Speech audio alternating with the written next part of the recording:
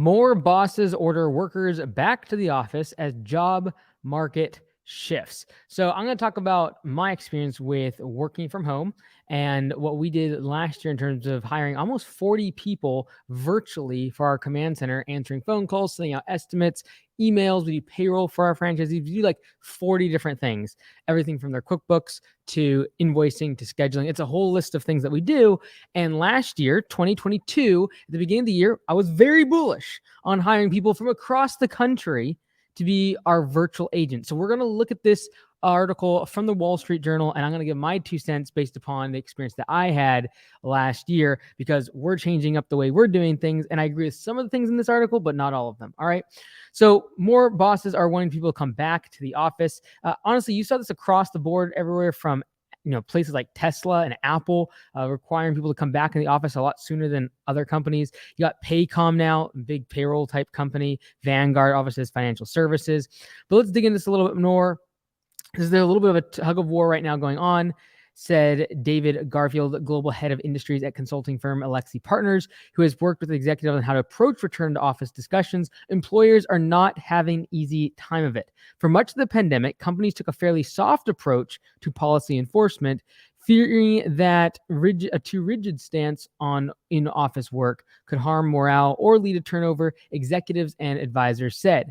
So this is kind of true, and that is that there was definitely a point in time when it was so hard to find people that if they wanted to work from home, you kind of had to deal with it. However, that's not why we decided to go and hire people virtually.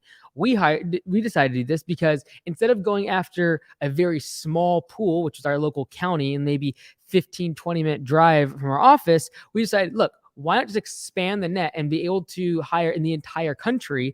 Thereby, if the percentage of people available in our markets goes from 5% to 1%, well, great. I'll get 1% of the entire country. And that's what happened. We literally put up job ads in a matter of 24 hours, had hundreds of applications for a position that we were paying 30 to 40% less on, and they were working remotely.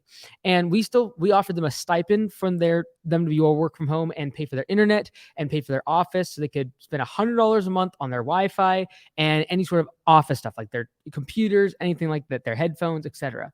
However, the biggest thing that I did not foresee is the fact that quality is much harder to keep track of when they're remote and at home. And some people are like, well, you should just record them and record the video of them, or you can have tracking software that tracks what they're doing on their computer.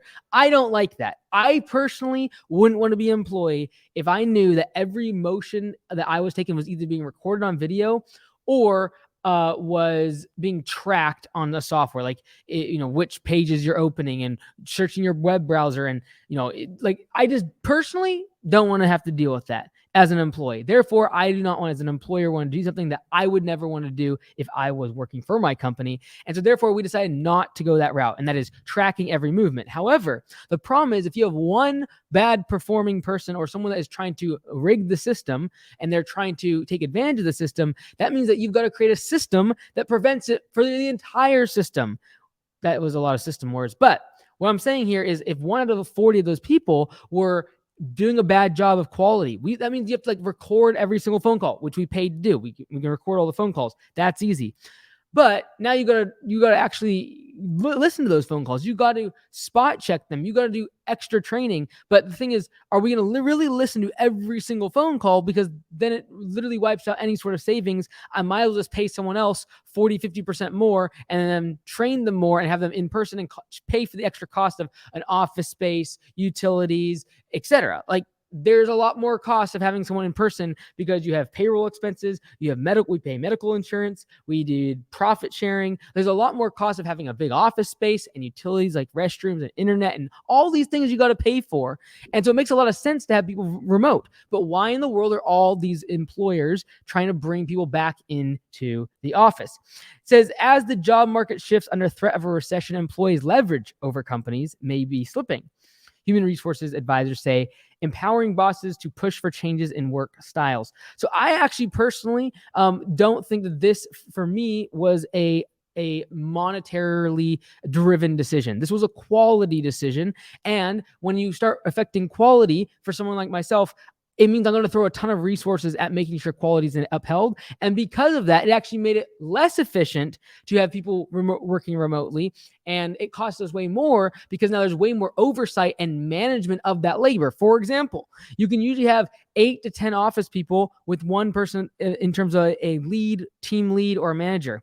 When you start thinking about having a workforce that is spread out across the whole country, different time zones, different skill levels, and you have to manage them without being able to overhear what they're doing, see when they clock in, like walking in the office, there's just way more oversight and management. And you might be able to get 3 or 4 people to every one team lead or manager in that case if they are remote, because there's way more oversight that you have to do in terms of upholding quality and without, in my opinion, being invasive of their privacy. So what we started to do was doing certain types of services that only could be tracked and recorded via recorded phone calls. So like most of our virtual staff now only does recorded phone calls instead of anything else that could be potentially them being malicious with in terms of tracking too much time or doing a poor job. It's like, we know that we can record phone calls, and that seems like a pretty fair synopsis. And we're able to track that time, and they get paid based on how many minutes they're on the phone. So if they want to work slower, they can. If they want to take more phone calls, they can. So we still have a virtual team, but it's not something that I am super gung-ho about doing anymore, because I realize that training them is harder, and ensuring their quality standards are high enough is also substantially more management intensive. So as we scroll through this, some of the things that it's saying is that others are asking employees to work full-time in an office. These are employers. At Oklahoma City-based workplace technology company Paycom, some members of the technology team were told recently that they would need to work in an office 5 days a week beginning as early as January, according to a memo viewed by the Journal. At Paycom, nearly 80% of the company's employees are already working 5 days a week at the company's headquarters, a spokesperson said. So you can see people are having to be brought back in the office. And some people don't like this. Some people like to only work from home. And I do believe that there are certain jobs that can be done from home, especially salaried positions where it is less based upon production, because it's easier to take someone's roles and responsibilities. Like, hey, you were responsible for getting X, Y, and Z done in a given week, and we're going to pay you X amount per month, X amount per week as your salary, and we just expect this checklist of items to be done. It's a little bit harder to do that when it's based on unit measurements, like you're charging people by the minute, or you are giving people money and incentive based upon completing certain projects that could potentially be skimped on, or quality could be reduced if there's not enough oversight or management, which requires, therefore, more management in order to keep quality standards high. All right. So again, this roughly 40-person company worked remote early in the pandemic, although burnout increased and productivity slipped for some employees. That's something that I think is really interesting too. Like, I think it's so individual and unique to every person. What is their best and unique working style? I truly believe there's some people that would do better working from home. In my personal opinion, the thing that we want to build over the next few years is a somewhat of a hybrid approach. This is going to be better for the team, and it's going to be better for the business. Let me explain. What our plans are to do down the road, because we're not there yet, is that the first 6 months, potentially even a year, they have to work full-time in the office. That gets them up to spec in terms of quality standards, training, the culture. They understand all of that. And I think a lot of the companies that did really well in terms of moving remote were the ones at the very beginning at COVID were like, oh man, like this was easy. This is great. We're more productive and all the rest of it. Those were the people that were in the office and moved to remote.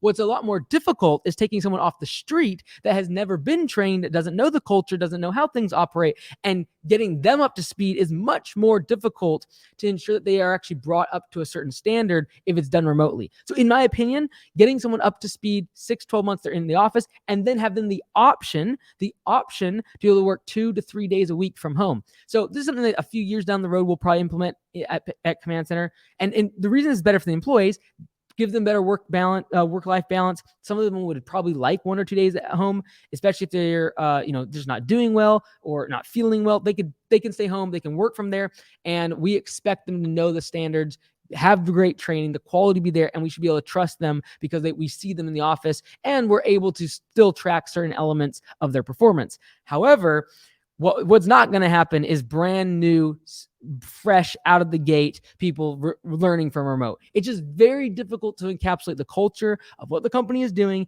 and ensure that the person is trained up to the standards we expect. So whether that's right, whether that's wrong, I think that's the going concern here is that training people from brand new is a whole lot different than what happened at the beginning of COVID when everyone was like, productivity is through the roof and no one's distracting me, right? Because you were trained in the office, you know the culture of the company. When you go into your Slack channel or you direct message somebody inside the office, you know who they are, you know all about them. I think that's going to be a lot different for someone that's brand new. And I truly believe a lot of employers are going to bring back the workforce that was once remote. They're going to bring them back in-house once they realize that training and developing new talent in a remote environment is much more difficult, especially if you're not going to do invasive things and start tracking people's devices and whether or not their mouse is moving or have a recording a video on them all day long. I don't like those things. And to avoid those things, we're going to ensure in the future that we have some sort of remote and we train them in person at the beginning and then let them work remote down the road. Now, you might be saying, I don't have an office space. I do lawn care. I do landscaping. I do some sort of construction. The same thing is true when it comes to your trucks. And that is allowing them to go home with your trucks versus coming to a centralized shop space. I think this is a great option for potentially having someone your truck, instead of having to have a big shop space. Like, this is the benefit of having remote. You don't have to have a big shop space, a big lease, a big office. You don't need those things as much if you have some of your employees working hybrid or working remotely. The same thing is true when it comes to your trucks. If you're having them take them home every single day, you don't need as big of a parking space. You don't need as much of a shop space as storage if that equipment and those trucks are being stored at their houses. And a lot of employees enjoy the ability as a benefit to have that company truck, that company van, that company vehicle sitting in their parking lot, to where now they're not commuting 30, 40 minutes to work. Rather, they're going directly from their house to their first job, potentially saving them 40, 60, 80 minutes a day of commuting time back and forth in their shop.